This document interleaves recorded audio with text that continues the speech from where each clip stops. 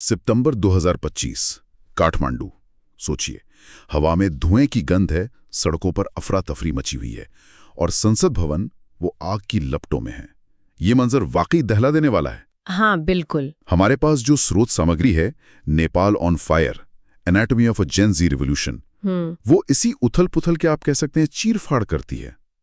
आज हम ये समझने की कोशिश करेंगे कि क्या ये सब सिर्फ वो 26 सोशल मीडिया ऐप्स पर लगे बैन का नतीजा था, या फिर ये सालों से सुलग रहे किसी गहरे असंतोष का एक तरह का विस्फोट था। देखिए, स्रोत तो साफ इशारा करते हैं कि ये बैन महज एक चिंगारी थी।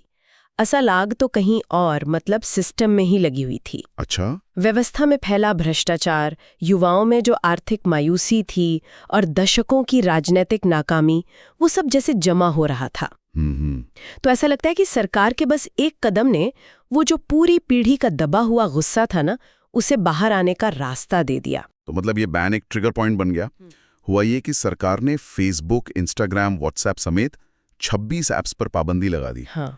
कारण बताया गया कि नफरत, फेक न्यूज और साइबर अपराध रोकना है। लेकिन ये कदम उस देश में उठाया गया जहां करीब, सोचिए, 13.5 मिलियन लोग, 13.5 मिलियन, हाँ। यानी आबादी का लगभग 40% सोशल मीडिया पर हैं।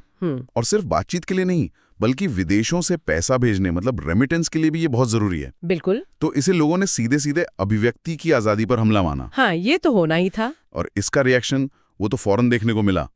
और दिलचस्प बात यह है, स्रोत बताते हैं कि जेनजी ने विरोध जताने के लिए उन्हीं बैन किए गए प्लेटफॉर्म्स का इस्तेमाल किया, वीपीएन और टिकटॉक के जरिए। अच्छा। मतलब उन्हीं ऐप से विरोध ऑर्गेनाइज किया। हाँ, बिल्कुल। नारे भी ऐसे थे जैसे भ्रष्टाचार रोको, सोशल मीडिया नहीं, और युवा भ्रष्टाचार के खिलाफ। तो ये साफ था कि बैन ने असल में भ्रष्टाचार के मुद्दे को और हवा दे दी। वाह, मतलब सरकार ने जिन्हें चुप कराना चाहा, वही विरोध का हथियार बन गए। एग्जैक्टली। स्रोत इस आयरनी पर, इस विडंबना पर काफी जोर देते हैं। फिर आया 8 सितंबर। स्रोत इसे खूनी सोमवार कहते हैं। शांति से प्रदर्शन कर रहे लोगों पर खबरों के मुताबिक सुरक्षा बलों ने गोलियां चला दी। बहुत दुखद। कम से कम 21 जाने गईं, 300 से ज्यादा लोग जख्मी हुए। देर शाम तक खैर गृह और कृषि मंत्री ने इस्तीफा दे दिया, बैन भी हटा लिया गया, पर शायद तब तक बहुत देर हो चुकी थी। बिल्कुल। वो हिंसा एक तरह का टर्निंग पॉइंट साबित हुई। सरकार की इस कार्रवाई ने प्रदर्शनकारियों को और ज्यादा एकजुट कर दिया। अब उनकी मांगे सिर्फ बैन हटाने तक नहीं रही। वो अब सरकार को ही हटाने तक पहुंच गईं।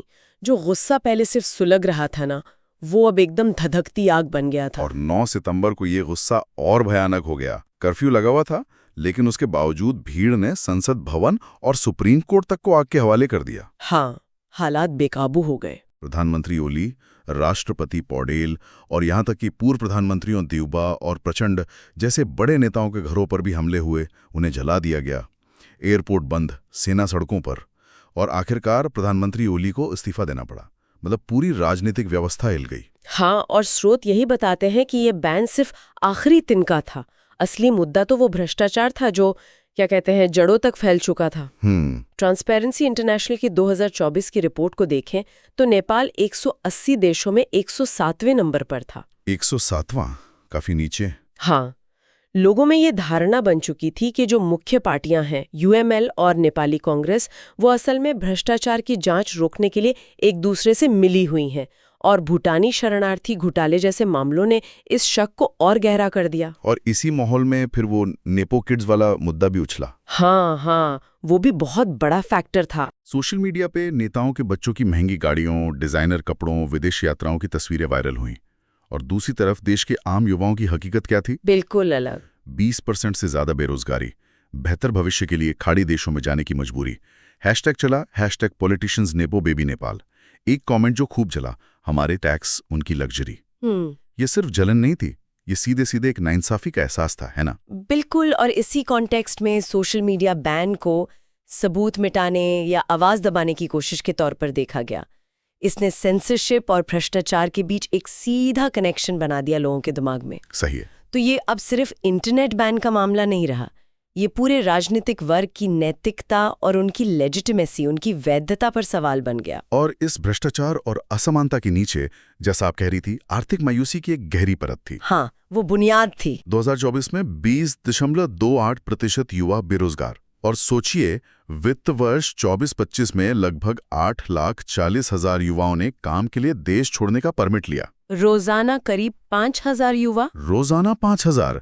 और विडंबना देखिए, देश की अर्थव्यवस्था का बड़ा हिस्सा मतलब जीडीपी का 25 से 33% उन्हीं युवाओं के भेजे पैसों पर टिका है, जिन्हें देश मौके नहीं दे पा रहा, जिन्हें देश में अवसर ही नहीं मिल रहे। और ये सब क्यों हुआ? ये 2008 में गणतंत्र बनने के बाद से जो राजनीतिक अस्थिरता चली आ रही है, उसकी देन है। 17 साल में 13 सरकारें। 13 सरकारें? हाँ, और वही गिने चुने चेहरे, ओली, देओबा, प्रचंड, बार बार कुर्सी पर आते जाते रहे। जेनजी पीढ़ी ने तो होश संभालने के बाद यही देखा है। तो उनका गुस्सा किसी एक पार्टी या नेता के खिलाफ नहीं था, वो पूरी व्यवस्था के ही खिलाफ था।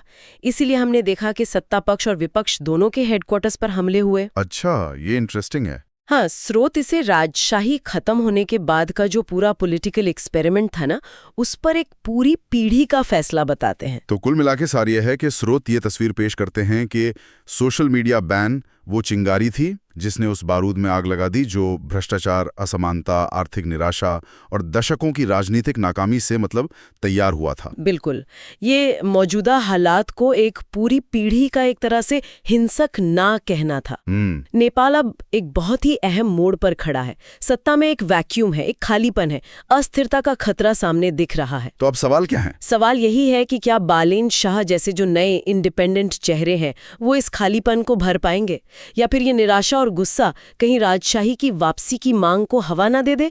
पूर्व राजा ज्ञानेंद्र शाह की सक्रियता बढ़ी है तो कुछ लोग यह अंदाजा लगा रहे हैं। और पड़ोसियों का रोल, भारत और चीन? हाँ, जाहिर है उनकी भूमिका भी बहुत अहम होगी इस पूरे जियोपॉलिटिकल सिनारियो में। और आखिर में एक सवाल जो शायद हम सबको सोचना चाहिए, जैसा स्रोत भी इशारा करते हैं, क्या वो पीढ़ी जिसने डिजिटल हथियारों और सड़क की ताकत से एक सरकार को घुटनों पर ला दिया, क्या वो अब उसकी जगह कुछ स्थिर और न्यायपूर्ण बना पाएगी? ये $1 मिलियन क्वेश्चन है। या फिर व्यवस्था में जो समस्याएं इतनी गहरी जड़ें जमा चुकी हैं वो किसी भी नई शुरुआत को निगल जाएंगी? ये देखना होगा।